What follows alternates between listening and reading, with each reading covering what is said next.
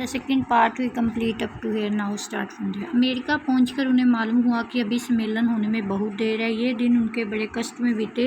अक्षमता की यह दशा थी कि पास में ओढ़ने बिछाने तक को काफ़ी न था, पर उनकी संतोष रीति इन सब कष्ट कठिनाइयों पर विजय हुई। अंत में बड़ी प्रतीक्षा के बाद नियत तिथि आ पहुंची। तो जब वो अमेरिका पहुंचे तो उन्हें मालूम हुआ कि अभी सम्मेलन में बहुत देर है। ये जो दिन थे उनके बड़े कष्ट में बीते थे। उनके पास उनकी ऐसी दशा थी कि उनके पास ओढ़ने बिछाने को कुछ ना था, और जो उनकी सब्र की वृत्ति थी उन्होंने उनके सब्र ने उनके जो कष्टों और कठिनाइयों को दूर कर दिया और उस पर विजय हासिल हुई उनको। अंत में बड़ी देर के बाद इंतज़ार के बाद वो तिथि आ गई। दुनिया के विभिन्न धर्मों ने अपने अपने प्रतिनिधि भेजे हुए थे, और यूरोप के बड़े बड़े पादरी और धर्मशास्त्र के अध्यापक आचार्य हजारों की संख्या में उपस्थित हो। तो अलग अलग देशों में अलग अलग प्रतिनिधि भेजे हुए थे। यूरोप के बड़े बड़े पादरी आए हुए थे, धर्मशास्त्र के अध्यापक आए हुए थे, आचार्य जो थे हजारों संख्या में वहाँ पे मौजूद थे। ऐसे महासम्मेलन में एक अकिंचन असहाय नवयुवक को कौन पूछता कि जिसके पास देह पर साबुत कपड़े भी ना थे। पहले तो किसी ने उनकी ओर ध्यान ही ना दिया, पर सभापति ने बड़ी उदारता के साथ उनकी प्रार्थना स्वीकार कर ली, और वह समय आ गया कि स्वामी जी श्रीमुख से कुछ कहें। उस समय तक उन्होंने किसी सार्वजनिक सभा में भाषण न दिया था। तो अलग अलग देशों ने अपने प्रतिनिधि भेजे हुए थे। यूरोप के बड़े बड़े पादरी आए हुए थे, अलग अलग अध्यापक आए हुए थे। तो वहाँ पे जो आचार्य जो थे वो हजारों की संख्या में शामिल थे। तो ऐसे जो सम्मेलन में इस अकिंचन मतलब जिसके असहाय, जिसका कोई सहारा नहीं था, नवयुवक को कौन पूछता जिसकी देह पर कोई कपड़े नहीं थे। तो पहले तो उन्होंने किसी ने भी उनके ध्यान नहीं दिया, लेकिन जो सभापति थे उन्होंने बड़ी उदारता के साथ उनकी प्रार्थना जो स्वीकार की। फिर वो समय आ गया कि स्वामी जी ने अपने मुख से कुछ शब्द कहे। उस समय तक उन्होंने किसी भी ऐसे सार्वजनिक स्थान पर सभा में कभी भाषण नहीं दिया था। भक्तों की संख्या दिनों दिन बढ़ने लगी। चारों ओर जिज्ञासु उनके पास पहुंचते और अपने अपने नगर में पधारने का अनुरोध करते। स्वामी जी को अक्सर दिन भर दौड़ना पड़ता। बड़े बड़े प्रोफेसरों और विद्वानों ने आकर उनके चरण छुए और उनके उपदेशों को हृदय में स्थान दिया। तो जो भक्तों की संख्या दिनों दिन बढ़ती गई, चारों ओर से अलग अलग जिज्ञासु अलग अलग विद्वान उनके पास पहुंचते और अपने अपने नगर में आने के लिए कहते।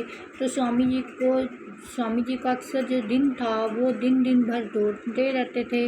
बड़े बड़े प्रोफेसर अध्यापक विद्वान उनके आकर चरण छूते थे और उनके उपदेशों को अपने दिल में स्थान देते थे।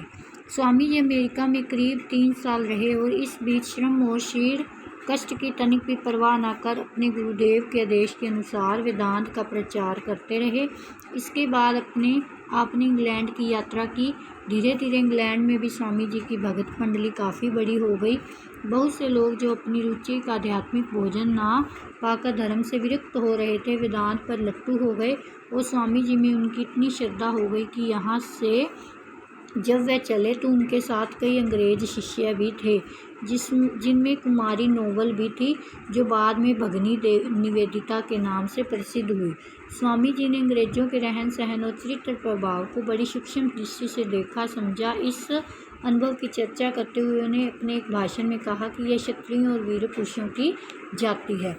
तो स्वामी जी अमेरिका में 3 साल तक रहे। वहाँ पे उन्होंने मेहनत और शरीर के कष्ट की तनिक भी परवाह न करते हुए अपने गुरुदेव के आदेशों को वेदांत के अनुसार उन्होंने बढ़ाया चढ़ाया प्रचार किया। तो इसके बाद उन्होंने इंग्लैंड की यात्रा की। धीरे धीरे उन्होंने इंग्लैंड में स्वामी जी की जो भगत मंडली काफ़ी बड़ी हो गई।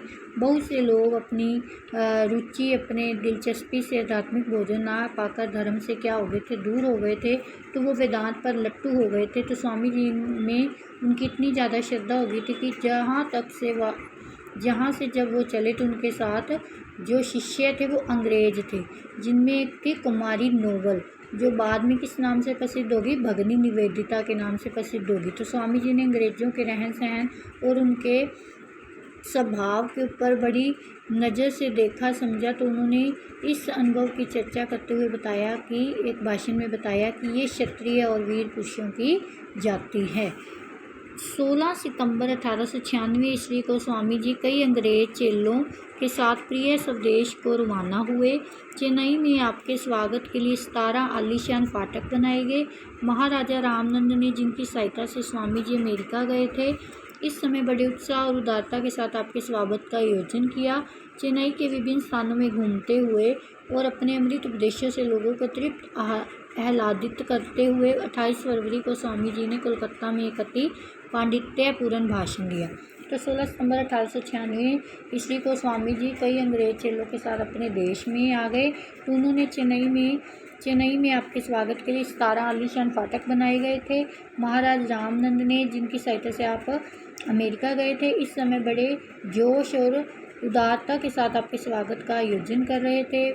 तो चेन्नई के जो विभिन्न स्थान अलग अलग स्थानों पर घूमते हुए आपने अपने उपदेश देकर लोगों को जगाया और 28 फरवरी को स्वामी जी ने कोलकाता में एक बड़ी ही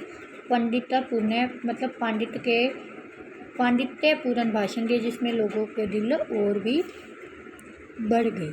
1897 ईस्वी का साल सारे हिंदुस्तान के लिए बड़ा ही मनहूस था। कितने ही स्थानों में प्लेग का प्रकोप था और अकाल भी पड़ रहा था। लोग भूख और रोग से काल का ग्रास बनने लगे। तो 1897 ईस्वी का जो साल था वो सारे हिंदुस्तान में बड़ा ही मनहूस था, बड़ा ही गलत था कि जब वो उस स्थान पर प्लेग एक बीमारी थी, उसका जो फैलाव बड़ा ज़्यादा बढ़ रहा था और काल पड़ रहा था। लोग भूख से मर रहे थे, रोग से क्या हो रहा था, लोग अपने अपने घरों में रोगों के जो रोग लग रहे थे उनको प्लेग के, और वो उसके ग्रास बनने लगे। उधर इंग्लैंड और अमेरिका में भी वह पौधा बढ़ रहा था जिसका बीज स्वामी जी ने बोया था। 2 सन्यासी अमेरिका में और एक इंग्लैंड में वेदांत प्रचार में लगे हुए थे और प्रेमियों की संख्या दिन दिन बढ़ रही थी। स्वामी जी ने उनकी सहायता से सैन फ्रांसिस्को में वेदांत सोसाइटी और शांति आश्रम स्थापित किया और दोनों पौधे आज तक हरे भरे हैं। शांति आश्रम नगर के कोलाहल से दूर एक परम